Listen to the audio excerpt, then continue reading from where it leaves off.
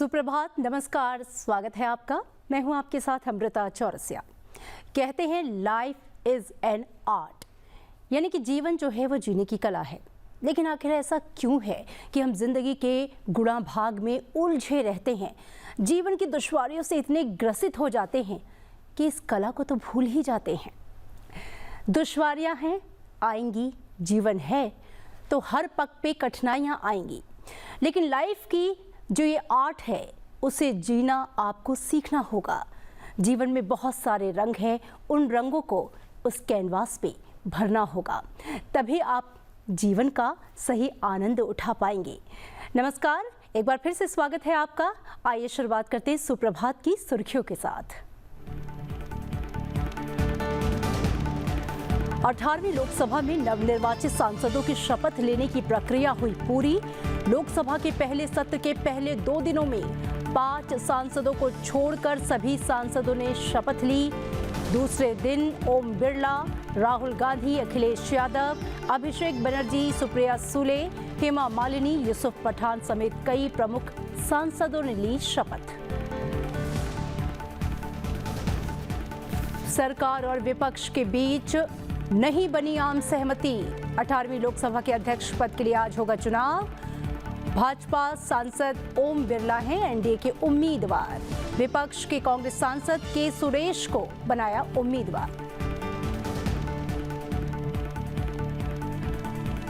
राज्यसभा की नवनिर्वाचित सदस्य सुनेत्रा अजीत पवार ने ली सदस्यता की शपथ। उपराष्ट्रपति और राज्यसभा के सभापति जगदीप धनखड़ ने दिलाई पद और गोपनीयता की शपथ। राज्यसभा के उपसभापति हरिवंश और सूचना एवं प्रसारण राज्य मंत्री एल मुरुगन इस अवसर पर रहे उपस्थित।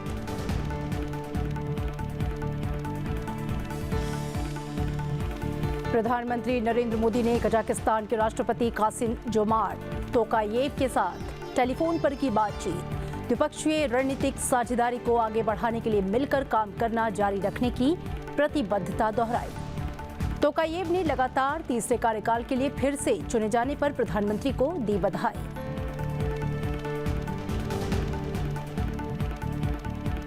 भर्ती परीक्षाओं में धांधली रोकने के लिए योगी सरकार लेकर आई अध्यादेश। पेपर लीक में दोषी पाए जाने पर आजीवन कारावास और 1 करोड़ रुपए तक जुर्माना। प्रस्ताव को योगी कैबिनेट ने दी मंजूरी।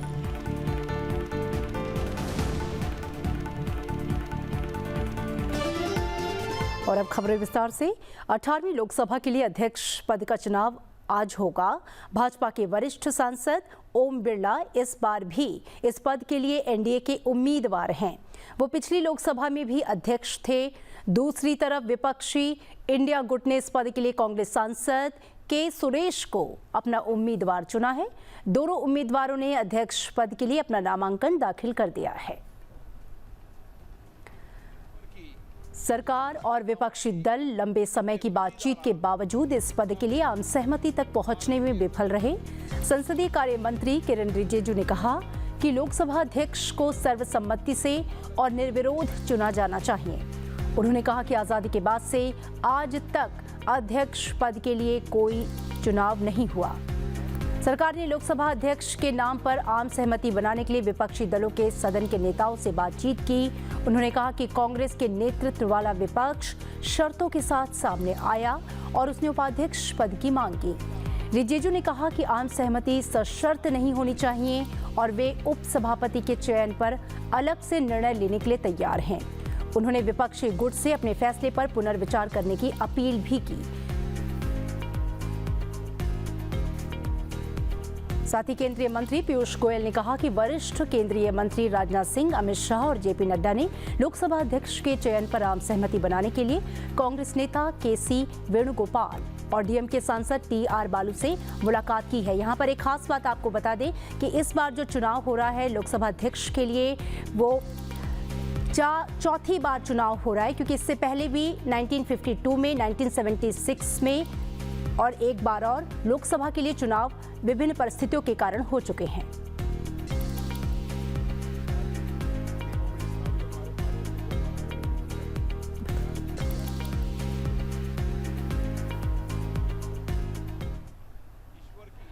लोकसभा अध्यक्ष के लिए चुनाव आज होना है। इस चुनाव के मद्देनजर भारतीय जनता पार्टी ने अपने सभी लोकसभा सदस्यों को आज सदन में उपस्थित रहने के लिए 3 लाइन का व्हिप जारी किया है।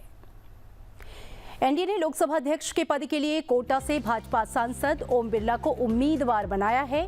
वे 2019 से 2024 तक लोकसभा के स्पीकर रहे हैं, जबकि इंडिया ब्लॉक की ओर से कांग्रेस ने 8 बार से सांसद के सुरेश को उम्मीदवार बनाया। कांग्रेस ने अपने सभी लोकसभा सदस्यों को उपस्थित रहने के लिए व्हिप जारी किया है। एनडीए के उम्मीदवार ओम बिरला मजबूत स्थिति में हैं। उन्हें 293 सांसदों का समर्थन है।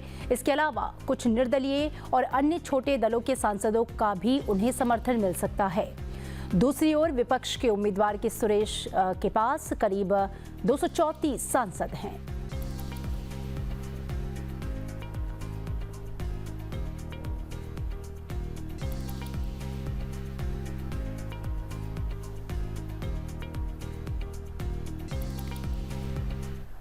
राज्यसभा सभापति जगदीप धनखड़ ने कल राज्यसभा की नवनिर्वाचित सदस्य सुनेत्रा अजित पवार को शपथ दिलाई। आपको बता दें कि प्रफुल्ल पटेल के इस्तीफे के बाद खाली हुई राज्यसभा सीट पर महाराष्ट्र के उप मुख्यमंत्री अजित पवार की पत्नी सुनेत्रा पवार एनसीपी से निर्विरोध चुनी गई।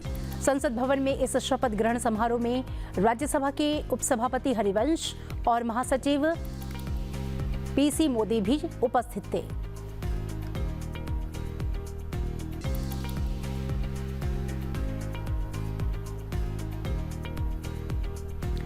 प्रधानमंत्री नरेंद्र मोदी ने कजाकिस्तान के राष्ट्रपति कासिम-जोमार्ट टोकायेव के साथ दूरभाष पर बातचीत की है। प्रधानमंत्री नरेंद्र मोदी और कजाकिस्तान के राष्ट्रपति कासिम-जोमार्ट टोकायेव ने द्विपक्षीय रणनीतिक साझेदारी को मजबूत बनाने के लिए मिलकर काम करने का संकल्प दोहराया। राष्ट्रपति टोकायेव ने दुनिया में सबसे बड़े लोकतांत्रिक चुनाव के सफल आयोजन के लिए प्रधानमंत्री की सराहना की। इसके साथ ही उन्होंने लगातार तीसरी बार प्रधानमंत्री बनने के लिए नरेंद्र मोदी को बधाई भी दी। प्रधानमंत्री ने इसके लिए टोकायेव का आभार जताया। प्रधानमंत्री नरेंद्र मोदी ने अस्ताना में आगामी शंघाई सहयोग संगठन SCO शिखर सम्मेलन के सफल आयोजन के लिए भारत की ओर से पूर्ण समर्थन का आश्वासन दिया है। उन्होंने विश्वास व्यक्त किया कि कजाकिस्तान का नेतृत्व क्षेत्रीय सहयोग को बढ़ाने में बड़ा योगदान देगा। दोनों नेताओं ने संपर्क में बने रहने पर सहमति जताई। और प्रधानमंत्री नरेंद्र मोदी ने नई दिल्ली में पूर्व उपराष्ट्रपति वेंकैया नायडू से मुलाकात की। प्रधानमंत्री ने सोशल मीडिया पर एक पोस्ट में दशकों तक नायडू के साथ काम करने के अवसर को याद किया और कहा कि भारत की प्रगति के लिए उनकी कुशलता और जज्बे की हम प्रशंसा करते हैं। पीएम मोदी ने नायडू से मुलाकात की तस्वीरों को साझा करते हुए लिखा कि एम वेंकैया नायडू से मुलाकात हुई। मुझे दशकों तक उनके साथ काम करने का अवसर मिला और मैंने हमेशा भारत की प्रगति के लिए उनकी बुद्धिमत्ता और जुनून की प्रशंसा की। वेंकैया नायडू ने हमें तीसरे कार्यकाल के लिए शुभकामनाएं दी हैं। भर्ती परीक्षाओं में धांधली रोकने के लिए योगी सरकार अध्यादेश लेकर आई है, जिसके मुताबिक पेपर लीक या अन्य कारणों से यदि परीक्षा प्रभावित होती है तो उस पर आने वाले खर्च की भरपाई सॉल्वर गैंग से वसूली कर ली जाएगी। साथ ही परीक्षा में गड़बड़ी करने वाली कंपनियों और सेवा प्रदाताओं को हमेशा के लिए ब्लैकलिस्ट कर दिया जाएगा। आपको बता दें कि उत्तर प्रदेश में सिपाही भर्ती परीक्षा और ARO परीक्षा में हुए पेपर लीक को देखते हुए योगी सरकार सख्त हो गई है। योगी सरकार अब यूपी सार्वजनिक परीक्षा अध्यादेश 2024 लेकर आई है। इसके तहत पेपर लीक में दोषी पाए जाने पर आजीवन कारावास तक और 1 करोड़ रुपए का जुर्माना लगाया जाएगा। इस प्रस्ताव को योगी कैबिनेट ने मंजूरी दे दी है। वहीं पेपर लीक या अन्य कारणों से परीक्षा प्रभावित होती है तो उस पर आने वाले खर्च की भरपाई सॉल्वर गैंग से वसूली जाएगी। साथ ही परीक्षा में गड़बड़ी करने वाली कंपनियों और सेवा प्रदाताओं को हमेशा के लिए ब्लैकलिस्ट कर दिया जाएगा। सरकार ने कहा है कि फर्जी प्रश्न पत्र बांटना, फर्जी सेवा योजन वेबसाइट बनाना इत्यादि भी दंडनीय अपराध बनाए गए हैं। अधिनियम के प्रावधानों के उल्लंघन के लिए न्यूनतम 2 वर्ष से लेकर आजीवन कारावास की सजा और 1 करोड़ रुपए तक के दंड का प्रावधान किया गया है।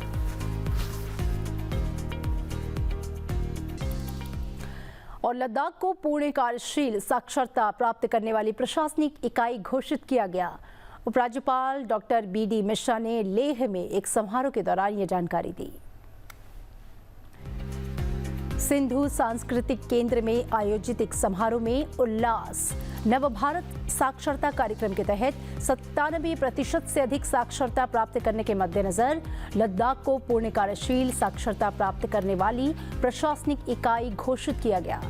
इस अवसर पर लद्दाख के स्कूली शिक्षा विभाग के प्रधान सचिव संजीव खिरवार और 500 से अधिक नव साक्षर व स्वयंसेवी उपस्थित रहे। आपको बता दें कि उल्लास योजना का उद्देश्य सभी पृष्ठभूमि से 15 वर्ष और उससे अधिक आयु के उन वयस्कों को सशक्त बनाना है जो उचित स्कूली शिक्षा प्राप्त नहीं कर सके। ये न केवल शिक्षार्थियों को पढ़ने, लिखने और अंकगणित कौशल हासिल करने की अनुमति देता है, बल्कि आजीवन सीखने को प्रोत्साहित करते हुए उन्हें महत्वपूर्ण जीवन कौशल की समझ से समृद्ध करता है। इस योजना को स्वैच्छिकता, सामाजिक जिम्मेदारी और कर्तव्य बोध की भावना को बढ़ावा देने के माध्यम से लागू किया जा रहा है। उल्लास योजना का उद्देश्य भारत जन जन साक्षर बनाना और ये कर्तव्य बोध की भावना पर आधारित है। इसे स्वेच्छा के आधार पर लागू किया जा रहा है। शिक्षा मंत्रालय ने बताया कि इस योजना से अब तक देश भर में 77 लाख से अधिक लोग लाभान्वित हुए।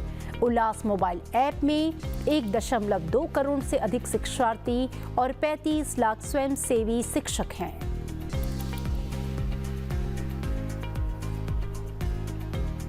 और इधर केंद्र ने दूरसंचार सेवाओं को मजबूत करने और सेवाओं की निरंतरता बनाए रखने के लिए दूरसंचार सेवाओं के लिए 96 करोड़ रुपए के अधिक मूल्य के स्पेक्ट्रम की नीलामी शुरू कर दी। संचार मंत्रालय ने कहा कि विभिन्न बैंडों में नीलाम किए जा रहे स्पेक्ट्रम की कुल मात्रा 10,522.35 मेगाहर्ट्ज है। मंत्रालय ने यह बताया कि स्पेक्ट्रम 20 साल की अवधि के लिए आवंटित किया जाएगा और इसके लिए उपयोग शुल्क नहीं लिया जाएगा। इस नीलामी के माध्यम से लिए जाने वाले स्पेक्ट्रम को कम से कम 10 वर्ष की अवधि के बाद ही वापस किया जा सकता है। और रक्षा के क्षेत्र में उत्कृष्टता के लिए नवाचार योजना IDEX के अंतर्गत बुधवार को नई दिल्ली में space pixel technologies private limited के साथ 350वें अनुबंध पर हस्ताक्षर किए गए। आपको बता दें कि यह अनुबंध 150 किलोग्राम वजन के electro optical infrared synthetic aperture radar और हाइपर स्पेक्ट्रल पेलोड की वाजपेयी और स्पेस पिक्सल टेक्नोलॉजीज के संस्थापक अवैस अहमद नदीम अल-दुरी ने अनुबंध पर आदान प्रदान किया। श्री अरमानी ने इस अवसर पर प्रौद्योगिकी का दायरा बढ़ाने और राष्ट्र की सुरक्षा के लिए रक्षा नवाचार के क्षेत्र में कार्य करने वालों की अटूट प्रतिबद्धता की सराहना की। 350वें IDEX अनुबंध से अंतरिक्ष इलेक्ट्रॉनिक्स के क्षेत्र में नवाचार को बढ़ावा मिलेगा।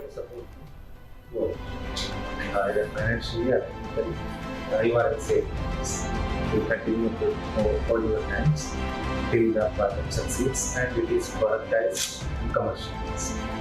So any client who is any topic, all the three services are represented here at the highest level, and the defense production is also.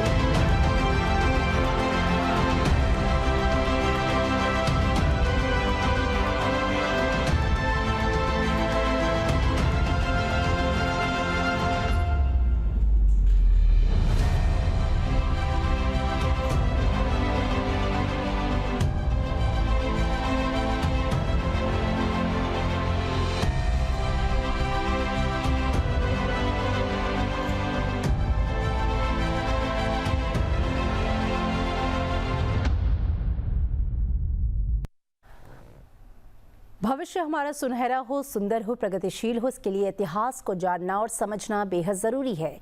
तो आइए जानते हैं कि आज यानी कि 26 जून को इतिहास के पन्नों में क्या कुछ घटा है।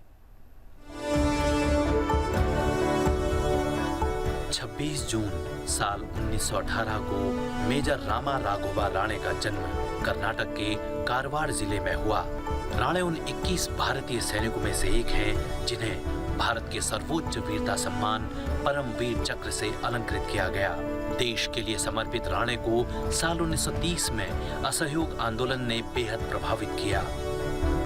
1940 में द्वितीय विश्व युद्ध के दौरान ही उनका चयन सेना में हो गया। इसी समय उनको बर्मा भेजा गया, जहां ब्रिटिश भारतीय सेना जापान से युद्ध कर रही थी। इसके बाद रामा राघोबा राणे लगातार सेना को अपनी बहादुरी और नेतृत्व क्षमता से प्रभावित करते रहे, जिसके फलस्वरूप इन्हें सेकंड लेफ्टिनेंट के रूप में नियुक्त कर जम्मू और कश्मीर के मोर्चे पर तैनात कर दिया गया। साल 1948 में हुए भारत पाकिस्तान युद्ध में एक मोर्चे पर सेकंड लेफ्टिनेंट रामा राघोबा राणे को अपना पराक्रम दिखाने का मौका मिला। इस दौरान उनकी कुशल और विस्तृत रणनीति के चलते उनकी सैन्य टुकड़ी ने बारवाली रिज, चिंगास और राजौरी पर कब्जा कर दुश्मन सेना को मुंहतोड़ जवाब दिया। राणे ने जिस पराक्रम, धैर्य और कुशल नेतृत्व से दुश्मन सेना का मुकाबला कर भारत को इस युद्ध में विजय दिलाई, उसके लिए उन्हें परमवीर चक्र से नवाजा गया। भारतीय सांस्कृतिक संबंध परिषद the year of connecting the world through Ramayana 2024 माफ कीजिएगा मना रहा है, और इसी अवसर पर रामायण पर इंटरनेशनल परफॉर्मिंग आर्ट वर्कशॉप का आयोजन किया गया, जिसमें म्यांमार, श्रीलंका, वियतनाम, अरुणाचल प्रदेश, असम, मणिपुर, सिक्किम और पश्चिम बंगाल के कलाकार शामिल हुए। तो आइए चलते चलते आपको छोड़ जाते हैं इसकी झलकियों के साथ। मुझे इजाज़त दीजिए और देखते रहिए सनसेट टीवी। नमस्कार।